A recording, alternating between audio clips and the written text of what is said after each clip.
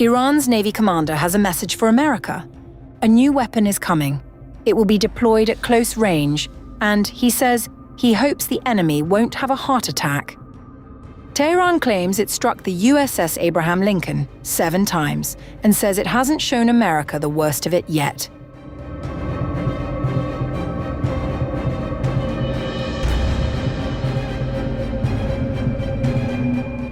Iran has said that a new weapon is coming, one that will be deployed close to the enemy, and one that the enemy is deeply afraid of. Iran's Navy commander, Rear Admiral Shahram Irani, made the remarks on April 29th, stopping short of identifying the weapon, but adding a pointed aside. The enemies will see a weapon they fear very soon, and it will be deployed at close range. I hope they won't have a heart attack. Irani also claimed Iranian naval forces struck the USS Abraham Lincoln 7 times during the conflict, temporarily grounding its air operations.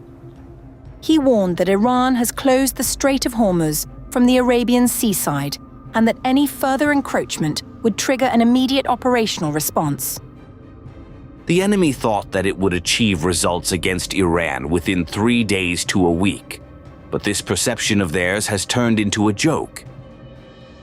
The defiant tone from the Navy was matched by a senior advisor to Iran's supreme leader. Mohsen Rezaei, a former IRGC chief commander, said that any fresh American aggression would prove catastrophic for Washington, warning that Iran would take a large number of US forces captive if hostilities resumed. American military personnel are warning that if the country continues the war, there is a possibility that their vessels will be sunk and their soldiers killed. History will record that the Iranian nation sank the American superpower in the Persian Gulf and the Sea of Oman. Rezaei also dismissed reports about the supreme leader's health, describing Ayatollah Khamenei as young, healthy, and energetic, and said the least costly path for Washington was to accept Iran's 10 conditions for ending the standoff, which include a halt to all aggression, removal of sanctions, and payment of compensation. On the domestic front, Parliament Speaker Mohammad Bagher Ghalibaf addressed the Iranian public in an audio message the same day, rejecting what he described as Washington's attempt to split Iranian society into hardliners and moderates. Solidarity among the people has historically been the cornerstone of the Iranian nation's ability to overcome challenges and still remains the most essential factor in doing so, as the enemy has now entered a new phase of aggression. 3 leaders, 3 voices, and 1 underlying warning: touch Iran again, and we shall burn you down. The ceasefire is still in place, and the substance of these words can only be known if it were not, but one would hope it doesn't come to that at all.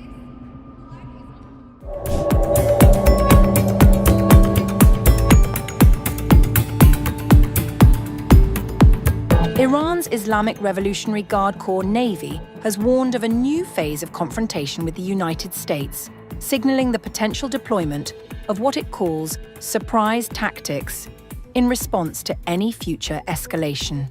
Speaking on April 28th in Minab, IRGC Deputy Commander for Political Affairs, Mohammad Akbarzadeh, issued a direct warning following the latest round of US-Israel military operations against Iran. In the event of any fresh military action by the United States against Iran, the IRGC Navy will deploy its new capabilities.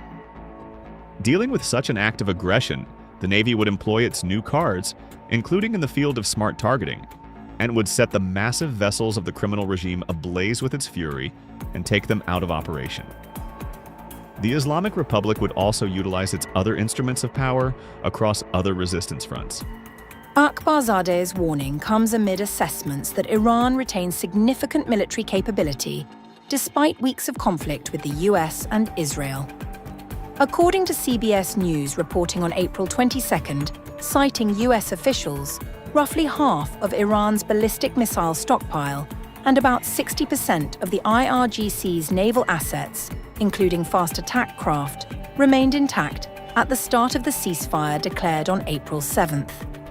Senior Iranian officials have also reinforced the message of latent capability.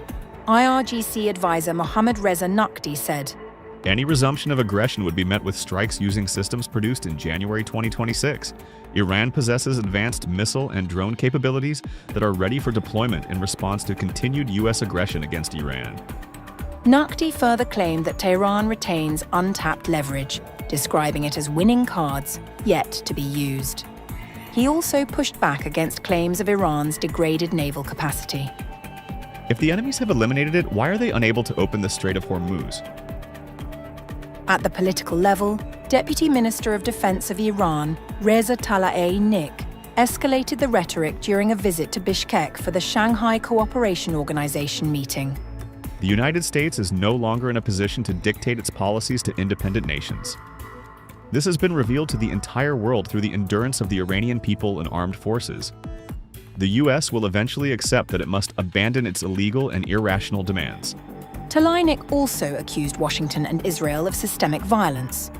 The United States and Israel's shameless crimes in the massacre of innocents, especially the children and students of the Manab school, have destroyed the credibility of the Western world regarding the values they claim to uphold. Meanwhile, according to a Wall Street Journal report published April 28th, US President Donald Trump has instructed aides to prepare for an extended blockade strategy targeting Iran's economy and oil exports, viewing it as a lower-risk alternative to renewed direct military strikes.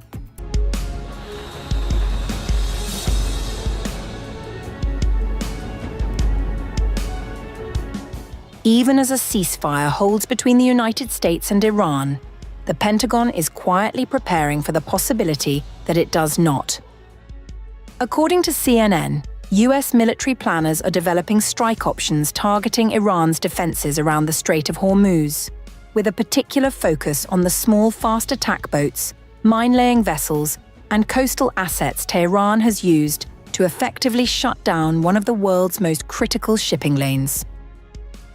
The planning comes as the strait remains largely closed to international tanker traffic, a situation that has rattled global markets and complicated US President Donald Trump's domestic economic agenda.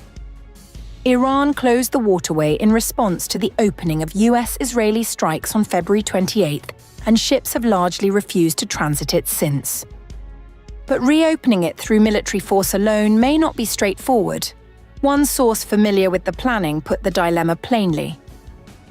Unless you can unequivocally prove that 100% of Iran's military capability is destroyed, it will come down to how badly Trump is willing to accept the risk and start pushing ships through the Strait of Hormuz.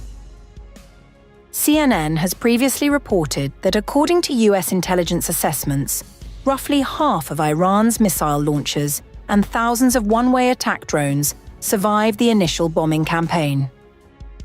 Secretary of War Pete Hegseth acknowledged last week that Iran had moved some of its remaining assets to new locations during the ceasefire period.